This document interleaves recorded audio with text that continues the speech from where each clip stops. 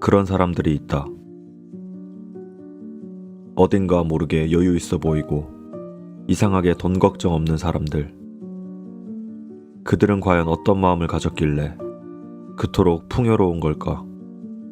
그들이 가지고 있는 돈의 관념에 대한 비밀이 담긴 책이 하나 있다. 일본의 유명한 마케팅 전문가이자 사업가 그리고 베스트셀러 작가인 혼다 고이치.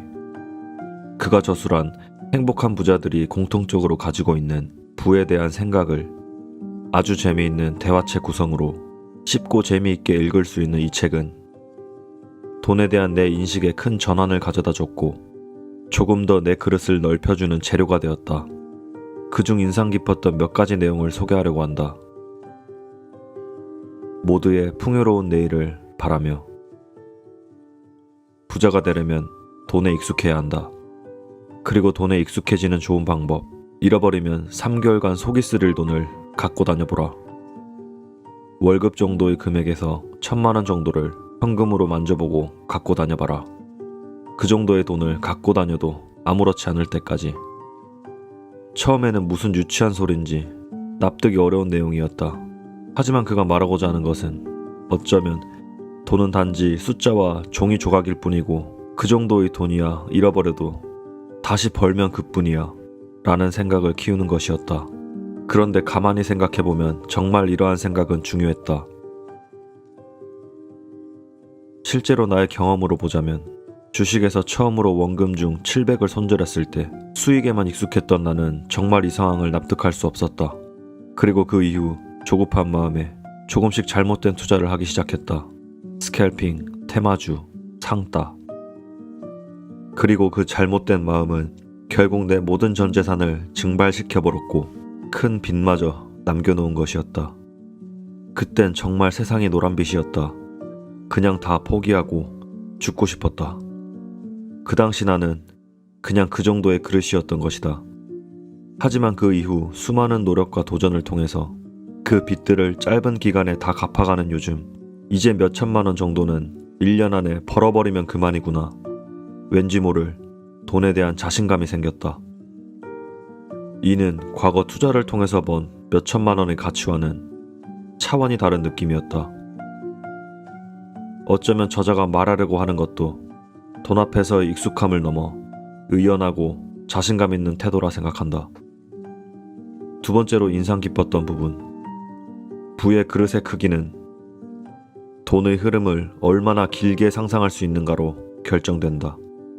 돈이란 가치의 교환수단이며 돈을 쓴다는 것은 돈이 사라진다가 아니라 돈을 흐르게 한다는 것이고 우리가 무언가를 창조해내는 한 흘러간 것은 반드시 다시 흘러들어온다.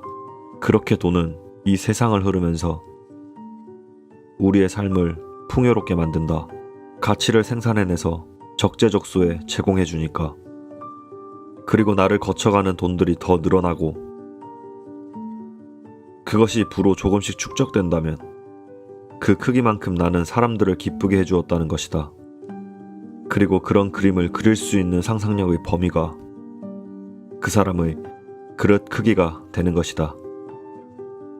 예를 들어 일렉벨이라는 스타트업이 있다. 월 구독 기반의 찾아가는 전기차 충전 서비스를 준비 중인데 AI가 전기차 배터리가 언제 부족해질지 예측해서 월 구독 용량만큼 항상 유지시켜주는 서비스를 제공한다. 이들은 무서운 속도로 다가오는 전기차, 스마트 모빌리티라는 뉴 패러다임에서 어떠한 효용 가치가 있는 일이 있을지 치열하게 고민하고 방향을 잡아나갔다. 그들은 결국 전기차 시장의 가장 큰 페인 포인트는 충전 문제임을 확인하고 이는 물리적으로 쉽게 해결될 수 없음을 간파한다.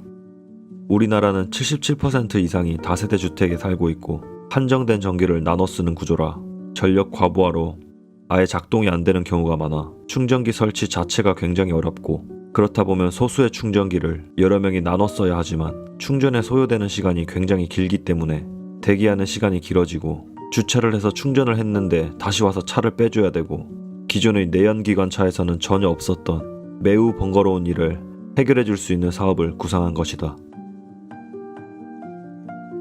거기서 더 나아가서 누구나 이동형 충전기를 만들 수 있게 되는 날이 와도 결국 살아남는 것은 차별화된 서비스의 본질이며 기업의 핵심 가치가 될 수 있다고 말한다. 그 경쟁력 확보를 위해 이들은 알고리즘이나 인공지능 기술을 개발하고 있다.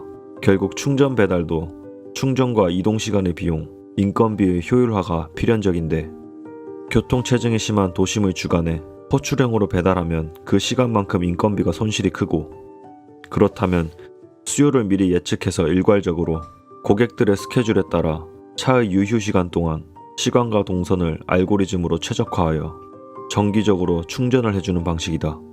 가령 내가 자고 있는 시간 동안 새벽에 이들이 내 주차장에 들러서 충전해주고 가는 식이다. 그리고 이들이 바라보는 전기차 시장은 무한한 성장 가능성이 있고 그것을 본인들이 리딩할 수 있다고 믿는다. 25년까지 정부에서 우리나라 전기차 보급 110만 대 이상을 예고했는데요. 지금의 거의 10배 되는 숫자인데 그 과정으로 가기 위해서는 충전 인프라 문제가 반드시 해결돼야 된다고 생각을 해요. 저희가 2년 안에 이 서비스를 성공적으로 시장에 안착을 시킨다면 전체 전기차 유저의 20% 정도는 저희 구독 서비스 가입자로 확보할 수 있지 않을까라고 생각을 하고 그렇다면 2025년이 갔을 때는 110만이 아니라 200만, 300만 전기차 시대를 앞당길 수 있지 않을까. 스마트 모빌리티 시대에서 첫 유니콘 기업으로 기억이 되고 싶고요. 일렉벨이라는 서비스가 우리 사회에 도움이 됐었다라는 서비스로 기억이 됐으면 좋겠고 그걸 만든 창업가로서 기억이 됐으면 좋겠습니다. 그릇의 크기가 보이지 않는가? 시간이 흐름에 따라 그들이 시장에 제공해 줄 수 있는 편익의 양만큼 부는 이들의 그릇에 차곡차곡 담기게 될 것이다. 그리고 이 책은 돈이 들어오는 문을 좁게 만드는 경계해야 할 사고방식에 대해서 말한다. 먼저 돈은 고생과 맞바꿔서 들어오는 것이라는 생각이다.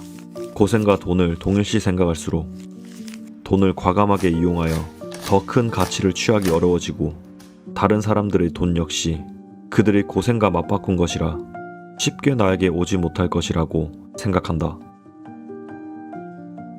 하지만 생각보다 돈을 쉽게 버는 사람들은 많고 그만큼 돈을 쉽게 쓰는 시장도 무수히 많다. 부자가 되려면 그 시장을 경험하고 연구할 필요가 있다. 다음으로 경계해야 할 사고방식은 보람에도 의외의 함정이 숨어 있다는 것이다.